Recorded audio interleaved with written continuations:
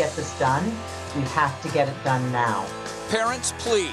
An Ohio family speaks out about hazing after a student at BGSU died in an alleged hazing incident, how they lost their own son, and why they're pushing for a law in his memory to prevent hazing from happening to anyone else's child.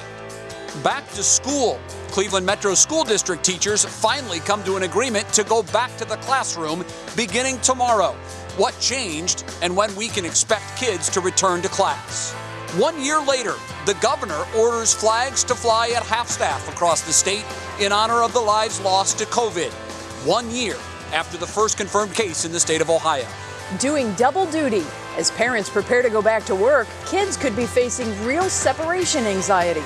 We hear from a local doctor on how to get back to normal after a year of anything but. And Cleveland rocks. At least we think so. So why did it just rank as one of the unhappiest cities in America? Happiness can come in forms of so many different dynamics and levels. Locals weigh in on their love of the land. What's New starts right now. And now, live from WKYC Studios, this is What's New. All right, everybody, it is Tuesday. It is a beautiful day. The sun is shining once again. Right along the lakeshore, the temperatures are much cooler than farther inland, but still that sun certainly feels good. Who says Cleveland isn't a beautiful city? Doggone it. But the good news, Jay, I will tell you this, Jay, Crawford, Betsy, Kling.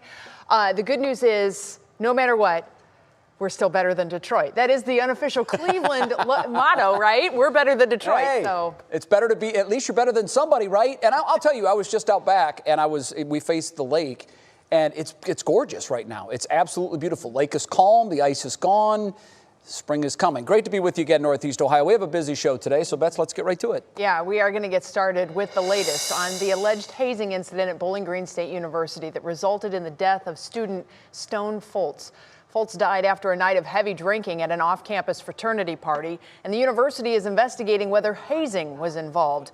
Now, another Ohio family is speaking out, saying they know all too well what the Foltz family is going through. Kathleen Wyant lost her son Colin to a hazing incident at Ohio University in 2018.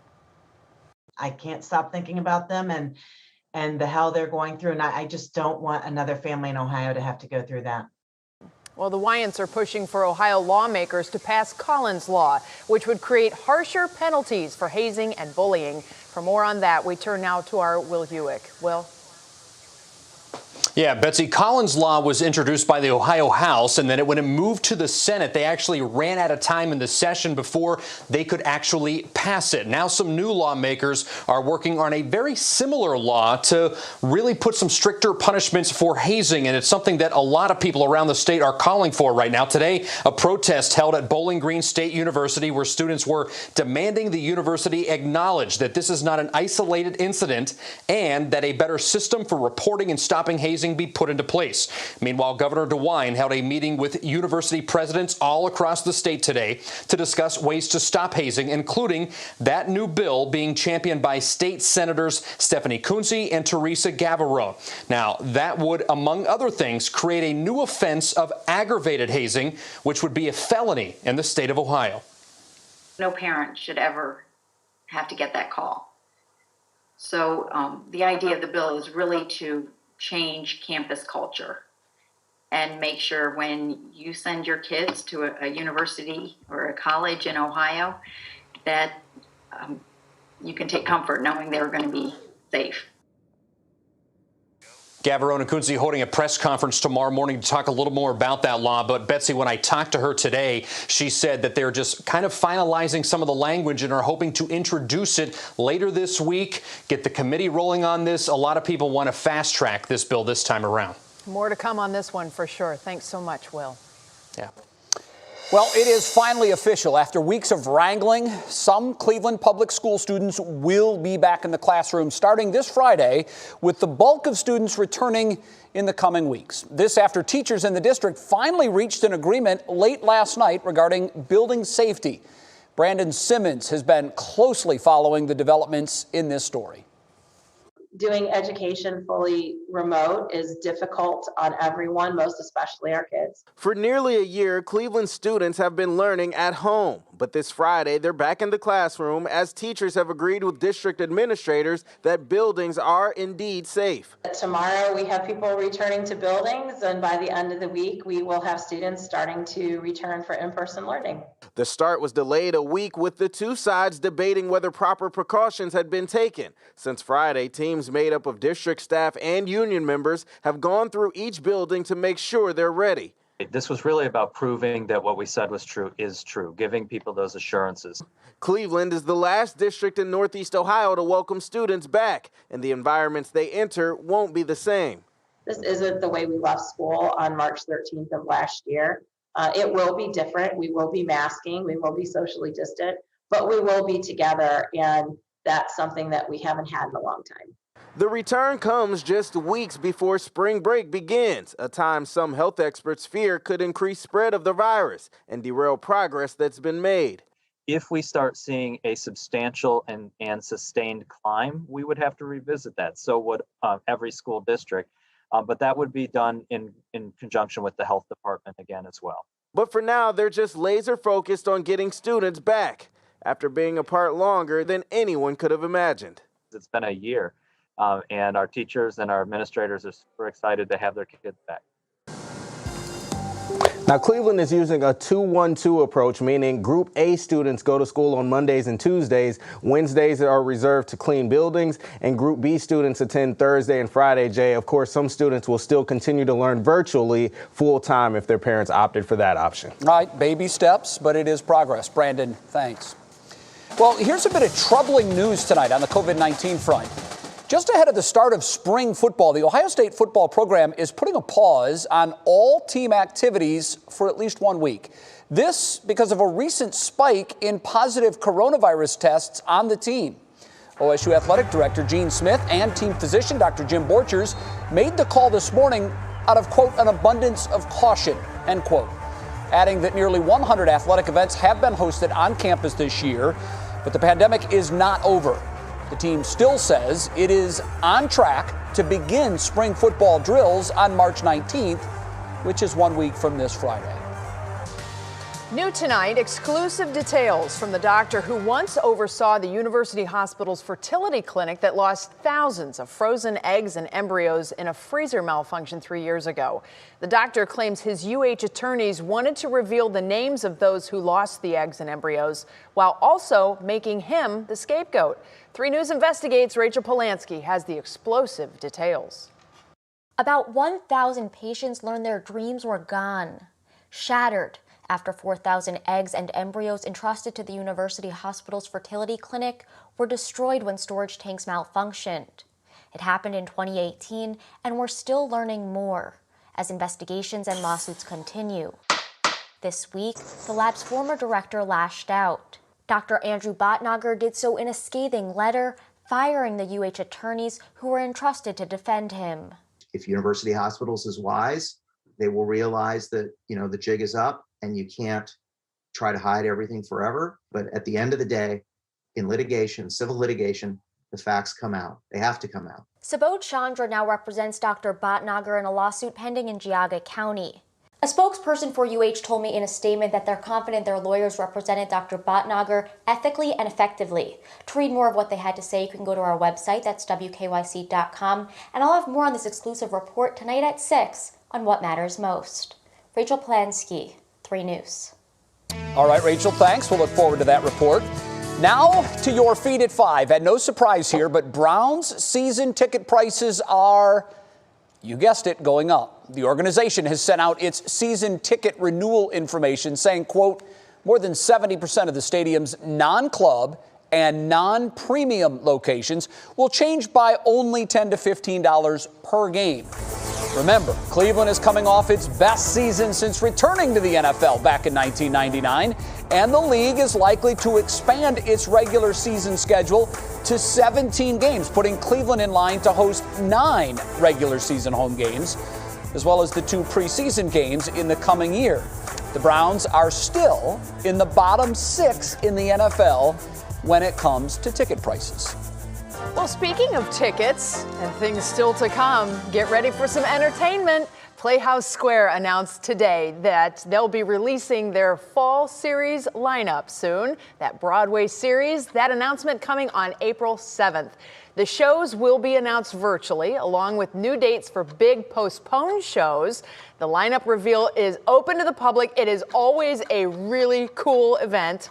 But Playhouse Square still has to give details on how you'll be able to tune into that. That's expected to be announced soon. Man, Jay, I think this harkens back to, the folks saying, when things open up, I can't wait for. And, you got to be understanding that prices are going to be a little bit different. I mean, those Browns fans from, 2016, I'll pay anything for a winning team. Well, here it is. Now you will. Yeah. You said that this is always a big deal, and it is. But, Betsy, I don't think there will ever be, or there has ever been before, the anticipation of this coming announcement in April, because we've been without it for a year. So, you want to know how much something means to you? Yep. Take it away for a little while. And I think we've realized all of these things, all of the entertainment venues that we've become accustomed to, after losing them for a year, we are all clamoring to get back to them. We're going to have a really, really fun time later this year. Later this year, after we all stay masked up and do our thing and get those numbers going down the right direction, certainly. Well, next on What's New for us, 1 year later, Monica Robbins joins us with a look back at this year in the pandemic, where we've been and where we're headed. Plus, the Bachelor buzz continues, part of an eye-opening conversation between Matt James and his estranged father. That's coming up next in your Pop Break. And my friend Matt Wintz, you did it again. You gave us another gorgeous March day. Yes, Jay. You keep those dollars coming to the Wintz mailbox. We'll continue this nice weather stretch that we have. Live look at CSU Cam right now. Just a gorgeous evening across Cleveland. I can't imagine being any other place in the country right now. We had 60-degree warmth once again today. We're going to go even warmer tomorrow. And then we talk rain chances. We've got it all for you coming up in your forecast.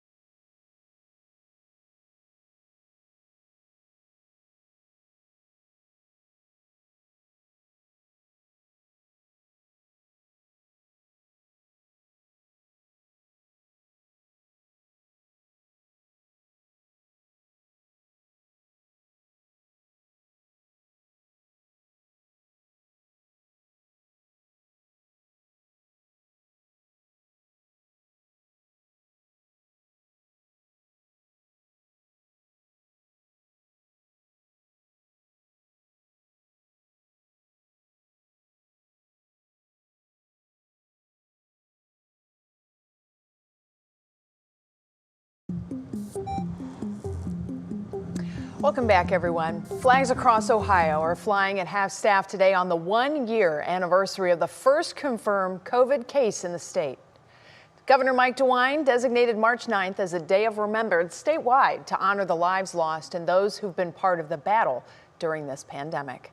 And you probably know someone personally who died of COVID or was diagnosed over the last year. On this one-year mark, senior health correspondent Monica Robbins spoke to a survivor of COVID-19 who shares what he's learned over the last year and where we're going. So now y'all can tell everybody I'm the coronavirus guy. Kevin Harris never intended to become a coronavirus warrior, but 6 days after his symptoms started March 2nd a year ago, he found himself in the hospital fighting to stay alive. People were dying on the ventilator. Every time somebody got on a ventilator, they were dying. I said, no, I'm going to say bye to my family. You're not putting me under. His hospital bed Facebook video went viral and made him a beacon for ridicule for those who didn't believe in the severity of the virus, to a sort of survivor sage for those who were experiencing it. He started a private Facebook group with more than 2,200 COVID survivors who share information. A whole lot smarter people out there than me that were dealing with this thing. And I just thought we could all come together and talk and look out for each other. And at the time, there really wasn't a whole lot of cases. You know, now every day I hear from 10, 20 people that got COVID, you know, in their family for the first time. And now, a year later, he's still not happy some people won't listen. And we got people who are so bent on, I want to be free, they'd rather let their fellow man die than do something to help their fellow man. So if I haven't learned anything, the one thing I've learned is that most people are selfish. Despite having the virus, this past weekend he received his second vaccine dose, thanks to a qualifying underlying condition. And guess what? I'm fully vaccinated and I still wear a mask. Monica Robbins, 3 News. Well, certainly that is an inspiring story. I remember when we first heard from him, right? And that was at that time that people were really doubting the severity of this. That it was that moment where, you know, you didn't really want to believe it, but it was becoming more common occurrence that people were getting really sick with this. And that was at the time, too, when we were talking about flu versus COVID and trying to figure out the similarities and differences between the two. And then, of course, we figure out very quickly that the two, while they both make you sick, can do very, very bad things in different ways. Yeah, it's interesting because even a year later, Bets, and they told us from the very beginning, we don't know much about this and it's going to take some time to learn. Here we are a year later, and there are still things that we're changing our views on as the days go by. So I think the one thing we've all needed to be throughout this time is flexible. I think it's taken a long time for all of us to embrace that idea, but that flexibility hopefully will get us out of this very, very shortly. Monica's going to have more on Kevin's story. You can see that coming up at 6 o'clock on What Matters Most. It's been a beautiful day today, hasn't it? Changing I have another one just like it. Right? I think this is the day where a lot of folks got to open their windows for the first time. I popped out to Mom and Dad's house and the windows were open and, you know, it just felt so fresh and like changed that air out inside your house. And that was a really big part of a year ago. We were like, oh, open the windows, get some fresh air in your house. So certainly that is one of the things that at least we learned, the fresh air is good. Yeah, Matt, that's one of my favorite days of the year, when you open up the windows and you smell that fresh air going through your house. Your weather word today actually comes from our director, Al. You know him, you love him. Sunroof, because he talked about opening his sunroof for the first time on his drive into work today in months. So I thought that was good. Matt, let Matt work that into the forecast, sunroof. Yeah. Absolutely. You know, if you do have a sunroof in your vehicle, it's always kind of nerve-wracking. That first time you open it, you're like, does it still work after the winter? What kind of debris is going to fall? You know, exactly. So you almost have to have an umbrella in the car for sure. But yeah, we'll fit that into the forecast. And, you know, I don't think anyone appreciates opening the windows better than myself, being trapped in working in the basement over the last couple months. We've got the cat litters in the room next door. And boy, you don't even smell the litter anymore. It's like the cats aren't even there. It's great. You know, temperatures today, obviously, obviously up into the 60s for many of us. Just a gorgeous day. But we mentioned we were going to have that lake breeze today. You look at the map right now, and this tells the story. You notice the yellows that we have down towards the south. But then as you get within, 5 or 10 miles of the lake or so, we're dealing with those darker greens. That is the shadow of Lake Erie. Water temperature still in the 30s. When you have light wind, you have that dome of cold air out over the lake that likes to expand, and that expands inland. So you head, within a couple miles of the lake, and we're talking temperatures that are notably colder in the 40s. And you can see it here on the winds, a light southwesterly push for most of us, but we've got that wind coming off the lake off towards the north. The next 2 days, we're going to lose the lake breeze. We're going to have a nice push of wind from the south and the west. Look at the 70s down in areas of the plains. We're going to tap into mid and upper 60-degree air tomorrow, and we're going to come at a pretty mild start. You can see skies clearing out tonight. We're back into the 40s, not nearly as cold. You can see the expanse of the warmth across the center half of the country. They're breaking records up in areas of the Dakotas, areas of Nebraska as well. Omaha was up near 80 today, 20 to 40 degrees above average, but this is not going to last, folks. Just a couple more days of this. We've got a low pressure out towards California. That will head out into the plains. We'll develop some rain on that, and that rain will sag south across the area as we get that frontal boundary in here tomorrow, late in the day on into Thursday. National Design Mart hour-by-hour forecast. Tonight we're clear. Temperatures in the 40s. That southerly wind starts to pick up. It's a sunroof open kind of day throughout the day tomorrow. We're going to reach the mid and upper 60s for highs with some clouds that start to increase. There's your rainfall chances. We'll have scattered showers around Thursday until later in the day. That's when we'll bring some pretty decent downpours in here. Temperatures stay in the 60s until we get on into Thursday night. In terms of winds, they're going to crank up overnight tonight, but tomorrow we're going to go with breezy, and then Thursday we're going to go with windy around here. We'll likely have gusts over 35 at times on Thursday out ahead of that system. Your Union Home Mortgage 7-day forecast, I don't think anyone's complaining with temperatures in the mid and upper 60s the next 2 days. Falling temperatures on Friday, and then for the weekend we're back to the chill. But I think the thing to look forward to this weekend is that time change. We'll have 7:30 sunsets around here. That to me is my favorite time of year, when we finally flip those clocks. But the weather always doesn't line up with that for sure. Yeah, we like that. We like the extra hour on the backside for sure. All right, Matt, we'll look for the wind. Higher temperatures for the next 2 days. We'll see you in the next half hour. And coming up next on What's New, Elon Musk is a family man. We'll share the new rare picture release that's buzzing on social media. That story's next in your pop break. Plus, shapes in the sky. A unique display of birds flying creates a masterpiece photo. Isn't that so cool? We have details on this really cool video coming up in our Worth the Watch. Ooh. Stranger Things.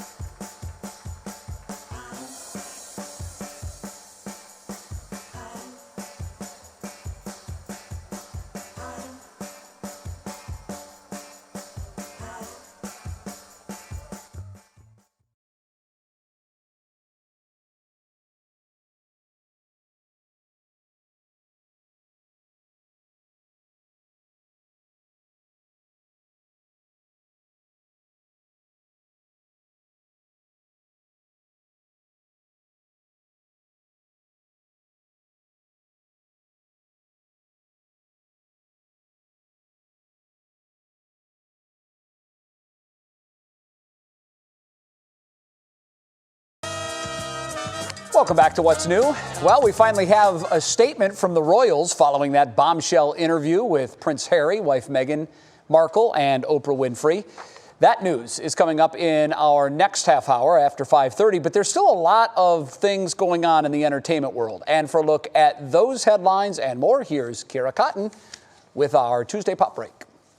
Things got real for The Bachelor's Matt James during last night's episode. Now down to his final 3, Matt decided he needed to clear things up with his father before the next big step in his life. Matt's dad, Manny, flew into town, and the two had an honest and transparent conversation regarding Manny's absence in his life. When I needed you, you weren't there. Do you know what I went through with your mom? I don't want you to make excuses. Nobody's perfect, son. Ultimately, the two were able to forgive one another and plan to continue working on their relationship.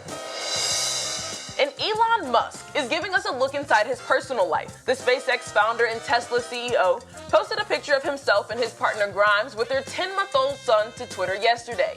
In the picture, their son can be seen playing with flowers as the two watch. He captioned the photo, "Starbase Texas," a nod to the South Texas area he's looking to rename, where SpaceX is currently developing and launching prototypes of its Starship spacecraft.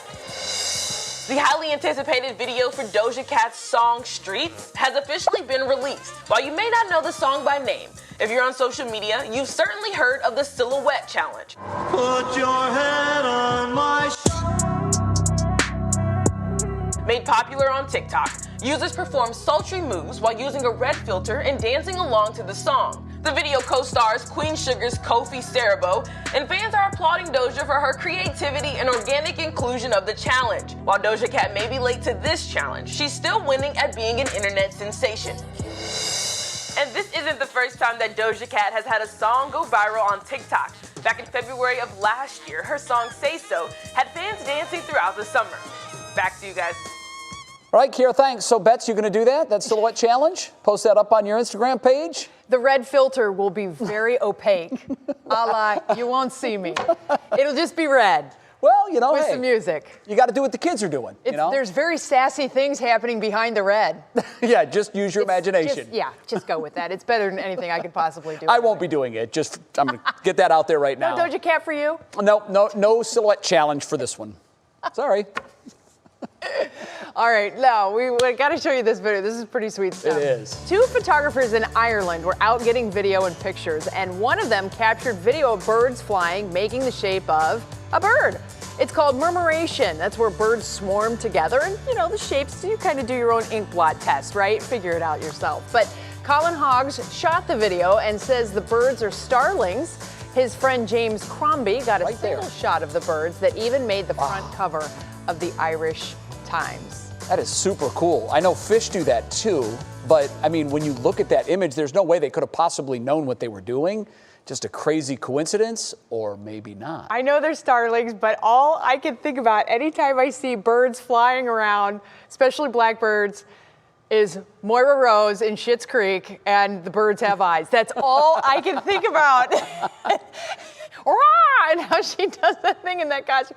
Yeah, if you've watched the show, you know what I'm talking about, and it's awesome. Pretty cool picture. Nice video, too. All right, next on What's New, we have the very latest on the trial happening in the death of George Floyd. We're going to tell you what's new as jury selection now, Betsy, has begun. Plus, the royal family makes a statement following the explosive Harry-Meghan interview. We'll tell you what Buckingham Palace has to say. And survey says Cleveland is very unhappy. Wait a minute, what? I'm unhappy about them saying we're unhappy. Who did they ask? They did not ask Betsy and I promise you. Romney Smith has details on the new findings, and she speaks to people around town to get their thoughts. It's our top talker, and it's coming up in the second half of What's New, which is coming up in 2.5 minutes. We're still not Detroit.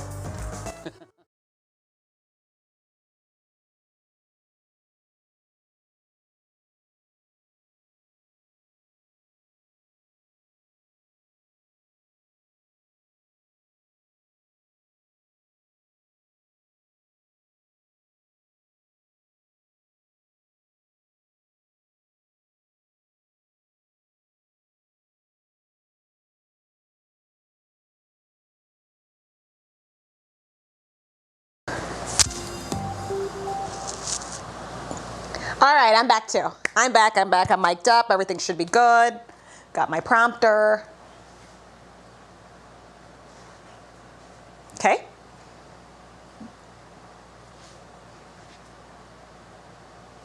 Not moving. I'll say it right here.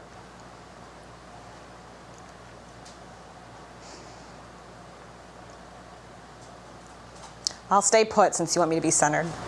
It's probably easier right now.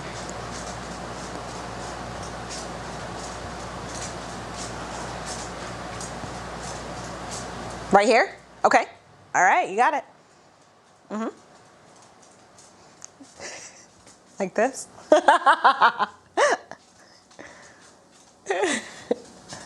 Boom, boom.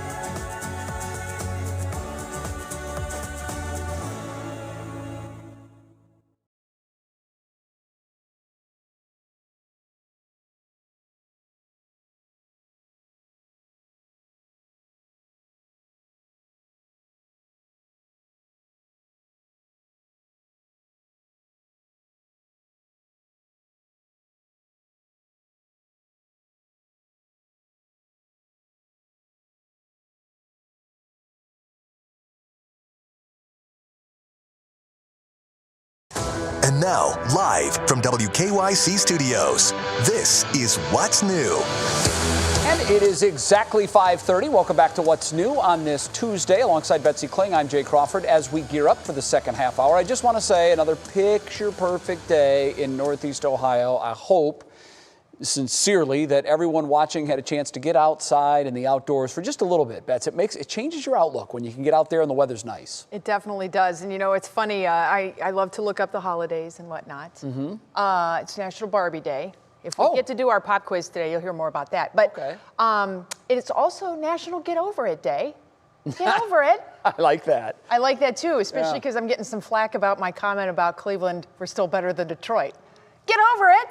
Yeah, I mean, it's I'm National Get celebrating Over It the Day. day. Wait, what kind of flack could you be getting? I mean, it's better to be better than Detroit on this poll than worse. I think it opens up a nice conversation. I've been to Detroit. It's a beautiful city. I love Detroit. Yeah. I don't know that I would live there, but yeah, I'm sure given the opportunity, I would. You know, look, it's kind of our good things. It's our first cousin city. I mean, it's very similar. Blue collar, hardworking folks. A lot of things in common. It's called sibling rivalry. It is, yeah.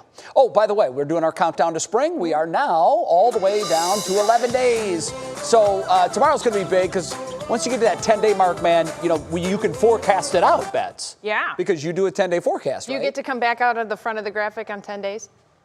I hope not. I kind of like being back there. I think that's my rightful place. I can keep an eye on everything and everybody. I can make sure nobody's going to sneak up on anybody. Maybe we should do the silhouette challenge on that. You can. I'll watch. Red. How's that? Solid red.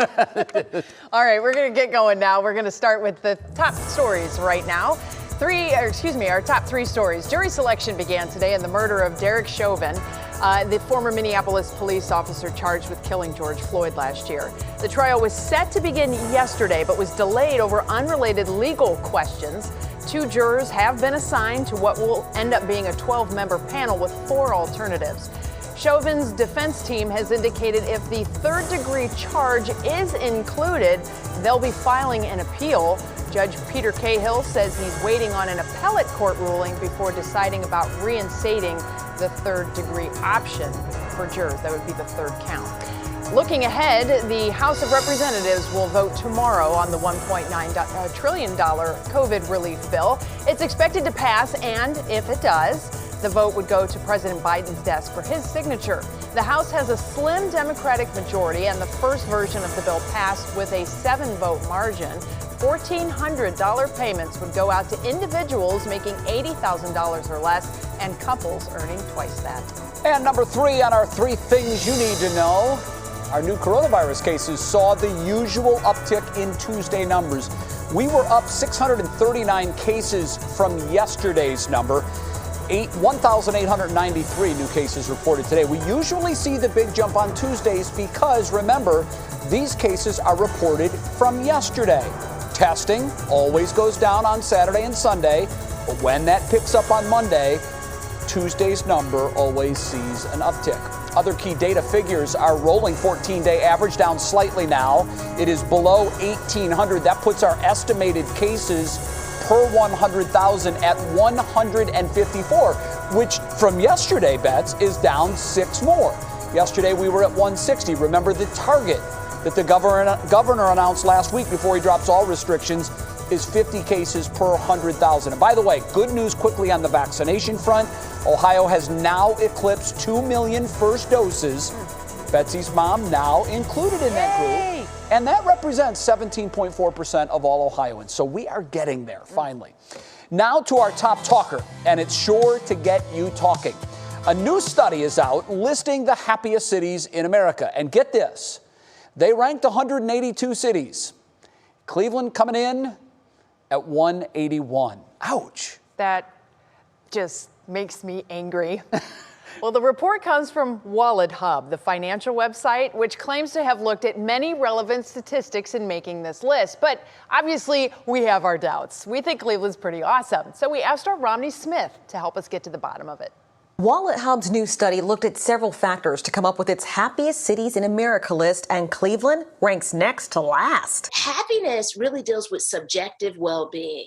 And that is a combination of life satisfaction, increase in positive emotions, and hopefully less, negative emotion. The study measured things like emotional health, sleep, and weather. But we looked outside, and our weather isn't so bad today. In fact, we found plenty of people golfing or enjoying time at a park who absolutely love our weather. I love Ohio for the outdoors in general. I might be a warm outdoor guy, but I make sure I enjoy all the seasons. And our seasons give us a plethora of outdoor activities. And don't forget the very low cost of living here, which wasn't in the study. The positive side to being ranked almost last, we can only go up. Now is thinking about, okay, what can I do to increase my levels of happiness? What can we do, even as a city, right? And as an area in terms of increasing our levels of happiness. So get outside and enjoy everything this city has to offer. There is a lot to do if you try to do it. If you just stay home and don't, but we have a lot to offer here, and I love it. But then, hey, you guys still beat Detroit as it relates to, you should be happy about that, right? Okay, now I know you two are from Ohio. I'm not, but I've lived in a whopping 10 cities, and I still disagree with Wallet Hub. I do not think Cleveland should be ranked 181st, but keep in mind, if you want to increase your happiness, the doctor says, think about what you're grateful for, because gratitude will always help you out. And I think we have a lot to be grateful for because there are so many activities, restaurants, lifestyle, cost of living. Don't get me started, guys. Yeah. I'm not even from here, and I know that this is wrong. You can rattle them off because there are so many, and I agree with Courtney in the piece. There are a lot of wonderful things to do here. You just have to get out and do them. And I will say this. I am a firm believer of one thing.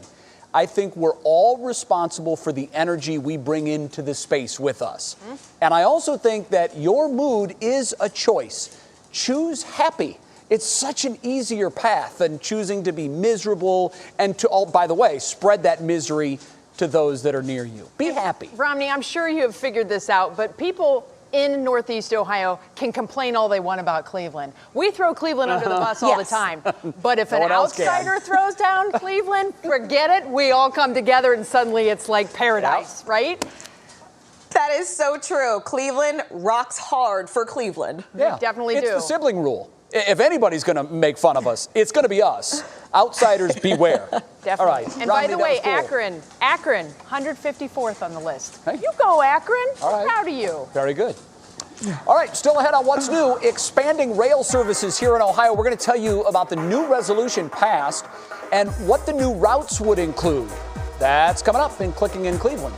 Plus, our Doing Double Duty series continues today. Hear what a local doctor has to say about how the average family may function after the pandemic is over.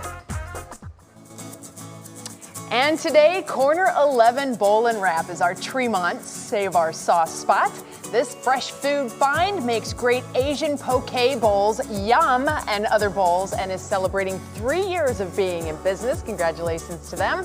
So you can stop in for a punch card that'll get you free stuff. Check out this restaurant and more from our Doug Tratner at WKYC.com/SaveOurSauce.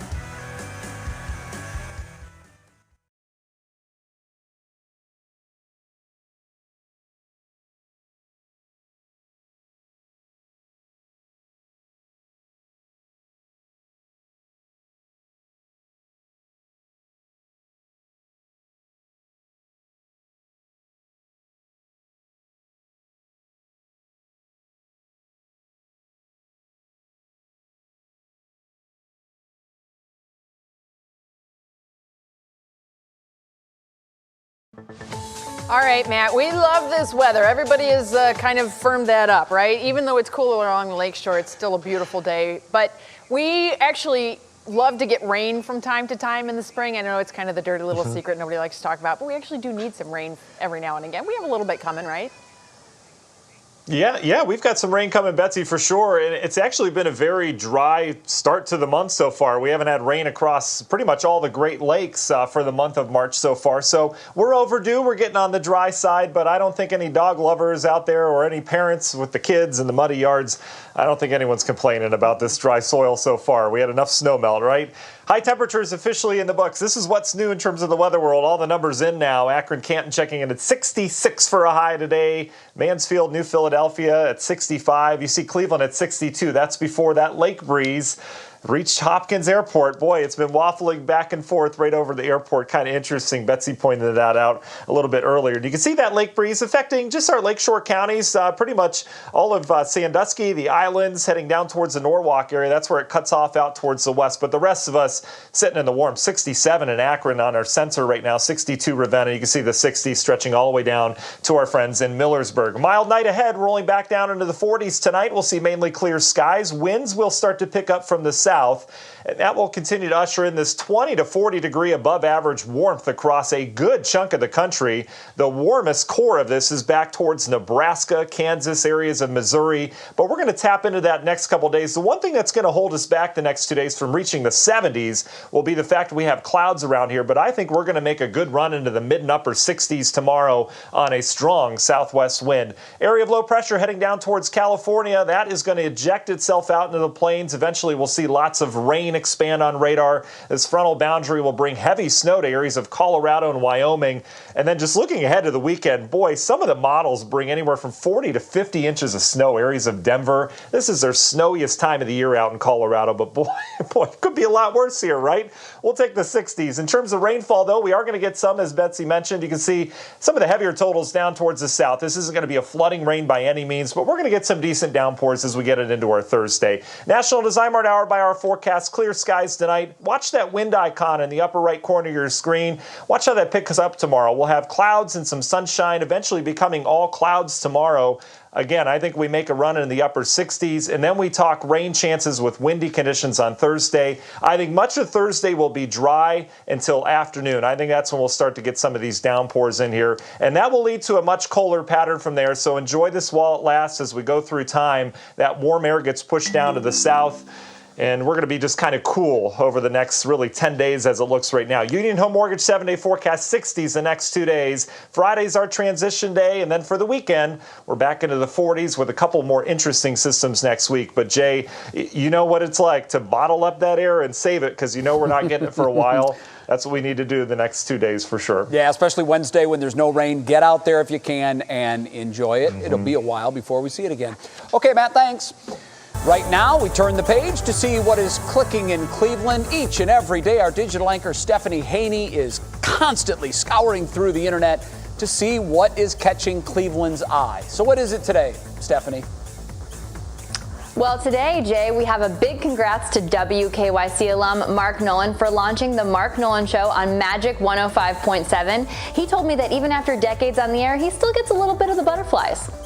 Jen and Crystal and I are super excited to give you what you need. We're also, listen, a little nervous. Magic 105.7 is a station with a lot of history, but give us a shot, and we're going to do what we can to make sure you get you ready for each day. Mark will be joined by Channel 19's Jen Pachano and former 96.5 KISS FM personality Crystal Elise. You can catch them playing 70s and 80s music and talking Cleveland current events Monday through Friday, bright and early from 5 to 10 a.m. Cleveland City Council is in support of new Amtrak routes in Ohio. Now the council is asking Ohio's congresspeople to vote for the federal dollars to pay for it. If it goes through, Cleveland's train traffic will go from 28 to 154 arrivals and departures each week.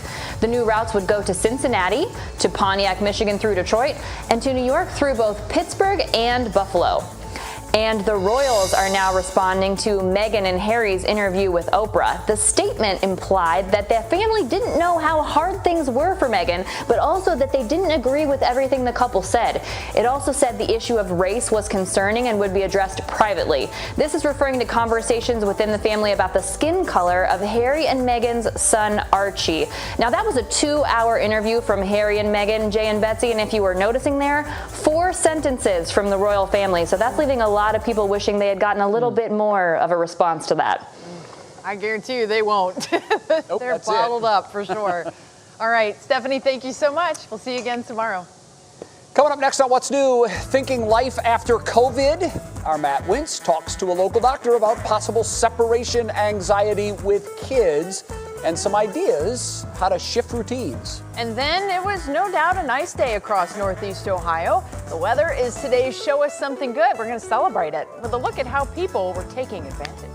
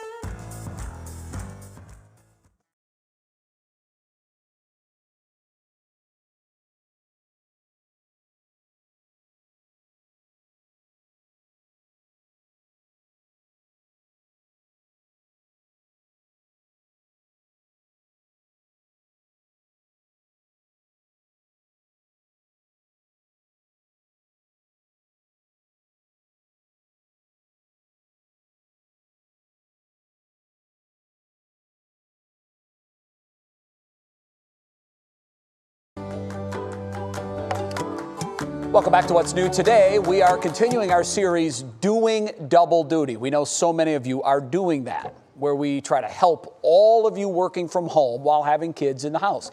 This week marks 1 year since COVID-19 really started impacting everyday life here in Ohio, and we've learned more about relaxing restrictions. You remember back to those first 2 weeks when the kids were home from school? Well, we thought it was going to be for 2 weeks. Oh, remember? Man, that was brutal, certainly. But we adjusted, didn't we? But now we've got more adjustments to make because the reality is things are going to start to open up again. They're going to get back to our old normal pretty soon. The shift to being away from our kids as they return to their normal and you return to work can be tough. So today we're talking separation anxiety and how the average family may function here on out. Let's of course bring in Matt Wintz, our firsthand knowledge guy about what doing double duty looks like.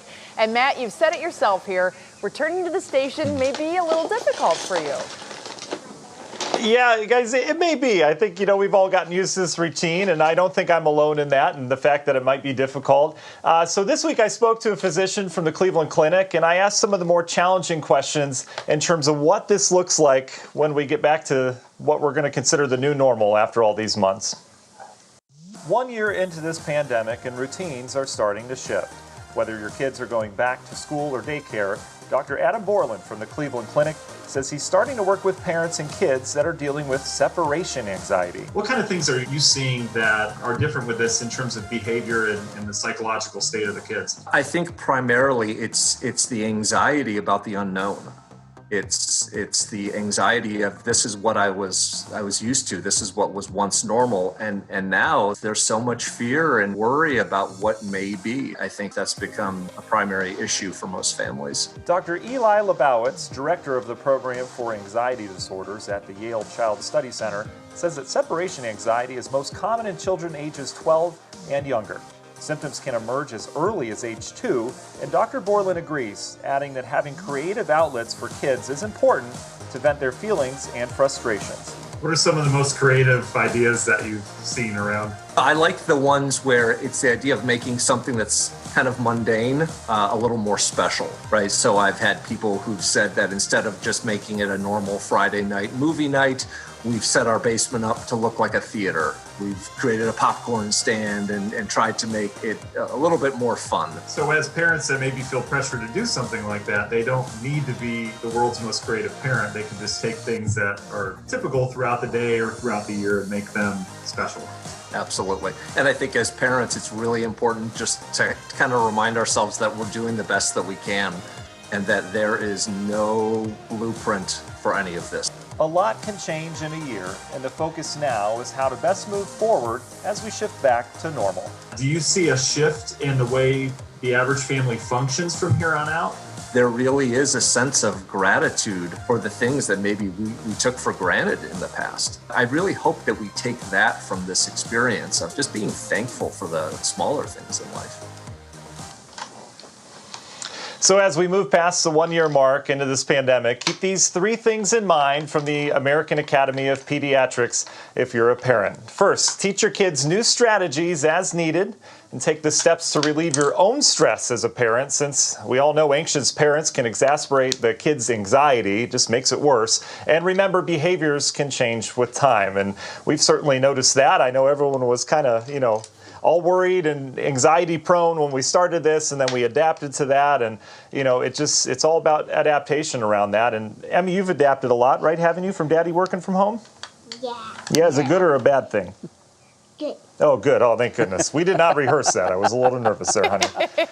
You got to be careful what you ask kids, Matt, especially on live television. They're going to tell you the truth. And something to remember, too, a lot of times kids are much more resilient than we give them credit for because of our own anxieties and our own, you need me, you really, really do. So, just take a deep breath, Betsy, mamas and papas. You are absolutely right about that. The kids, I think, are more flexible than adults because we're all stress-prone all the time, and we don't need to be. We need to take a step back and really have that kid mindset, I think, more often. Yeah, and you touched on it on your recommendations going forward. Kids can sense parents' anxieties, and it will affect them. So if you're calm, they're looking to you, it's easier for them to be calm. Matt, great information again. It really has been Terrific information, and I'm sure a lot of our viewers find it helpful. Matt, we'll see you soon. Still ahead on What's New. All right. No doubt it's been a nice day. Next, we're going to show you how some people spent the afternoon, maybe even giving you some ideas if you still want to head out this evening. You got a little bit of sunlight left. Then coming up at 6 on What Matters Most, more explosive allegations from a doctor who once oversaw the university hospital's fertility clinic, why he says there is still truth to be told about what happened 3 years ago.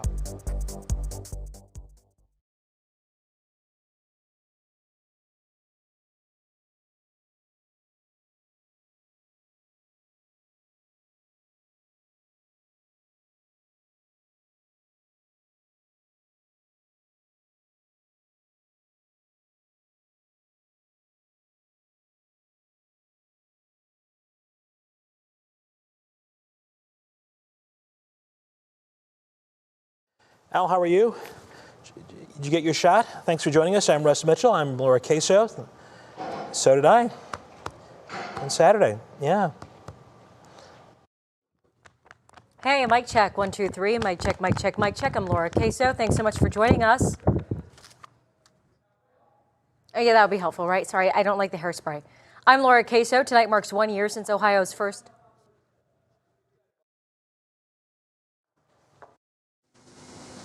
I am here. 2, 3, Brandon's microphone again. Check 1, 2, 3, Brandon's mic. We're still talking. We're talking about being live teachers in school.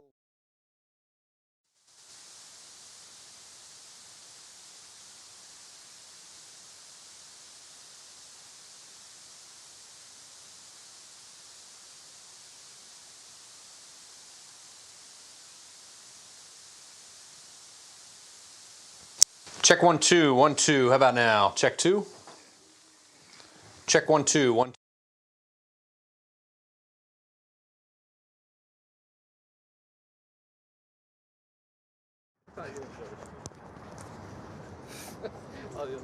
2. Well,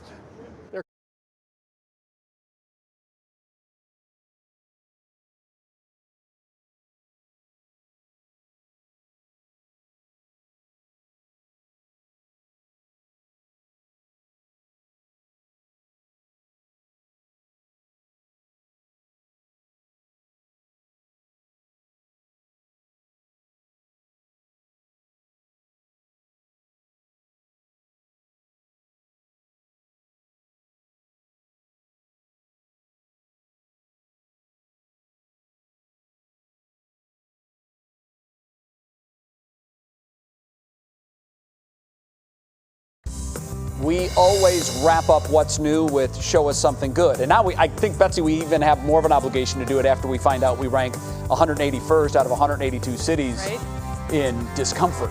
We want to make you smile. So today it was all about the weather. If you stepped outside at all, you felt that sunshine. It's been a nice little stretch. Matt assures us it will continue into tomorrow.